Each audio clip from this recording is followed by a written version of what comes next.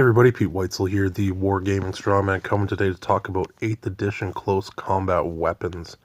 From looking at the new article released again from GW on close combat weapons, it's quite the shakeup from 7th edition. You're definitely going to have more interesting choices, and based on what you already have, I mean, you could end up with a great close combat army or unit, or you could end up with some kind of meh looking close combat units. I mean, obviously you have your tactical and assault type units.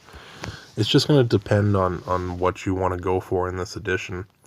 Specifically, like some of the examples they made here, comparing like the power axe to the power sword. I mean, obviously, if you really want to look at, the power sword is the greater choice now with AP 3. I mean, essentially Rending 3.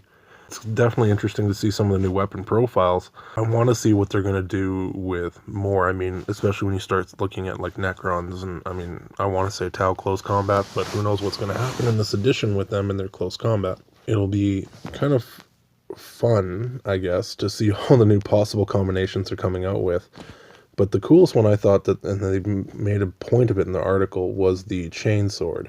Now, I mean, especially like lower type tactical units like Blood Claws for Space Wolves, like that I have, a lot of them are armed with chainswords, and now with chainswords you will get an extra attack. So essentially, like if you have 1 attack, you will get 2 attacks, or if you have 2 attacks, you will get 3. So, I mean, they are changing it up a bit to make close combat viable again, I think, with the Marines. From the article is mostly about Marine power weapons and close combat weapons, but it seems like they're definitely trying to make him more viable. And they look at a lot of the smaller stuff, the small close combat weapons. But then when they went to something like a Power Fist, they really are trying to make up for things like subtracting from the hit rolls by making up for it with intensive damage. Like it'll take a D3 damage hit now when you make a hit. So instead of just doing 1 or 2, you have the possibility of doing 3. I mean, you are taking your chances with the dice rolls here by playing Power Fists. I mean, I have at least 1 Power Fist in every single unit I've put together so far. It's just a thing I like. I like the way they look. So I mean, to me it's not all about trying to win the close combat. I also do like the way they look. I just think they look badass and cool, and I'm definitely liking the new rule compared to the old one with the unwieldy. It's definitely, I don't think there's going to be the unwieldy at all in the new edition based on what they've released already. I mean, it's going to be a little bit faster on the close combat.